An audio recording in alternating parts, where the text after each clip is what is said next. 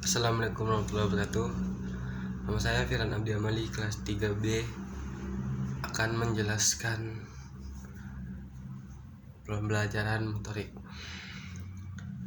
Belajar dan motorik, perbedaannya adalah belajar merupakan suatu proses atau upaya yang dilakukan setiap individu untuk mendapatkan perubahan tingkah laku, dan motorik adalah suatu istilah yang digunakan untuk menggambarkan perilaku gerakan yang dilakukan oleh tubuh manusia atau keseluruhan proses gerakan manusia.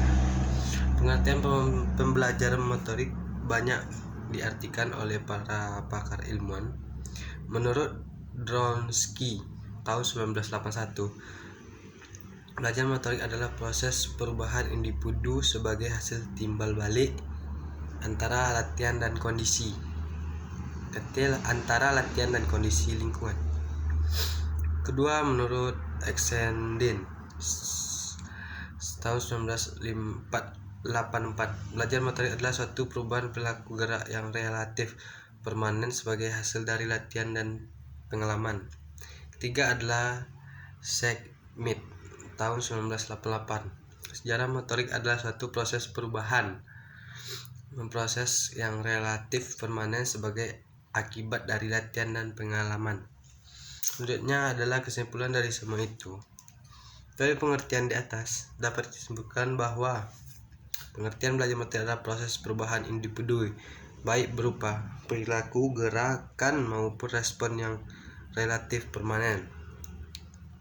Belajar motorik adalah keterampilan gerak berpindah arah dari A ke B, fungsi produktif, fungsi komunikasi, fungsi eksplorasi, fungsi adaptasi, fungsi personal, fungsi ekspresi, dan fungsi ritual. Menurut Yanuar Kiram 2019, kemampuan merespon dalam bentuk gerak dari tidak bisa menjadi bisa, perubahan relatif permanen atau menetap, perubahan akibat dari pengalaman dan latihan. 4. Belajar motorik adalah agar atlet dapat memperoleh kemampuan keterampilan, kemudian berlatih untuk meningkatkan kemampuan tersebut. Memberikan perubahan yang permanen dalam perilaku untuk melakukan gerakan dengan benar sebagai hasil dari belajar motorik. Meningkatkan koordinasi antara persepsi dan tindakan secara baik dan benar. Proses dan tujuannya meliputi pengendalian atau koordinasi, pengaturan atau kondisi fisik. Faktor yang mempengaruhi koordinasi adalah psikologi, dan faktor yang mempengaruhi kondisi fisik adalah psikis. Untuk mendapatkan suatu gerakan yang baik adalah hasil dari semua proses yang meliputi proses dan tujuan. 4. Belajar motorik.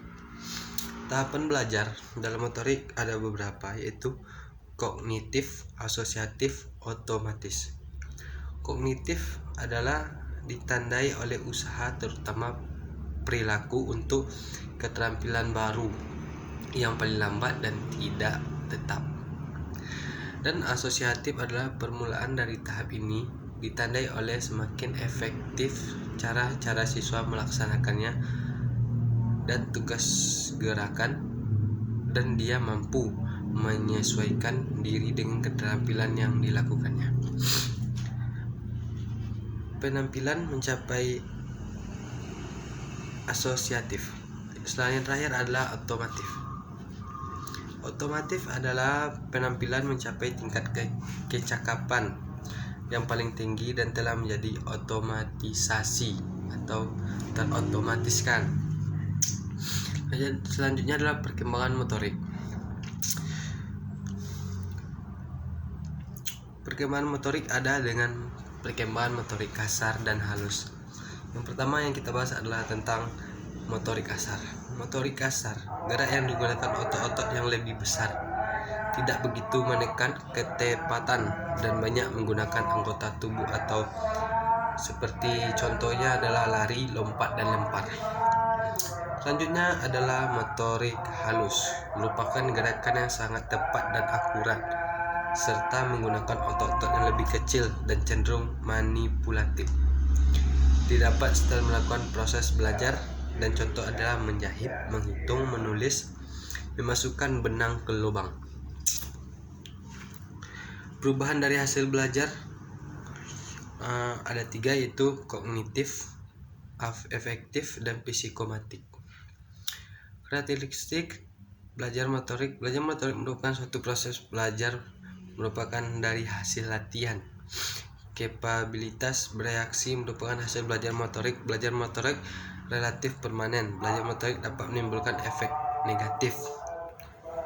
Definisi dan pengertian belajar gerakan. Belajar gerakan berbeda dengan bidang-bidang lain. Belajar gerakan tidak hanya menuntut keterlibatan individu secara praktis, tapi juga menuntut keterlibatan fisik secara aktif. Hal yang harus diperhatikan adalah aktivitas individu secara fisik dalam kegiatan belajar. Selanjutnya adalah indikator belajar juga dilihat dari kemampuan dan keterampilan individu belajar.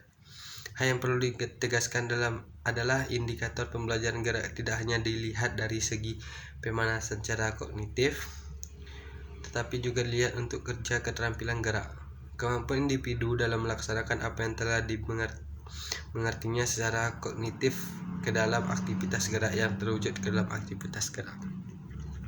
Klarifikasi kawasan psikomotor adalah gerakan refleksi, gerakan dasar fundamental, kemampuan perseptual, kemampuan fisik, gerakan keterampilan komunikasi non-diskursif. Gerakan refleksi adalah respon gerak atau aksi yang terjadi tanpa kemauan secara sadar yang ditimbulkan oleh suatu stimulusi bersifat prefrekuen, artinya tetap memiliki kemampuan gerak refleksi, maka kemampuan gerak tubuh tidak akan berkembang dengan baik. Selanjutnya adalah gerakan dasar atau fundamental.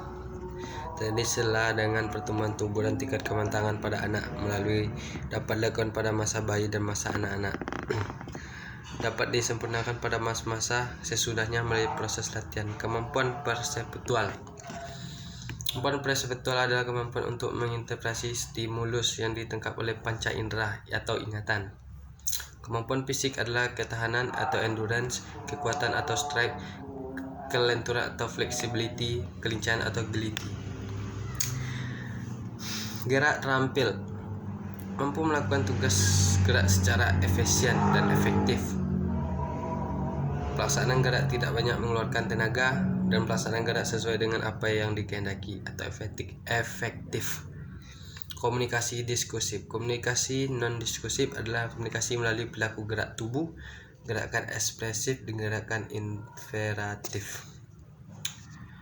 Itulah yang dapat saya sampaikan. Lebih dan kurangnya saya mohon maaf.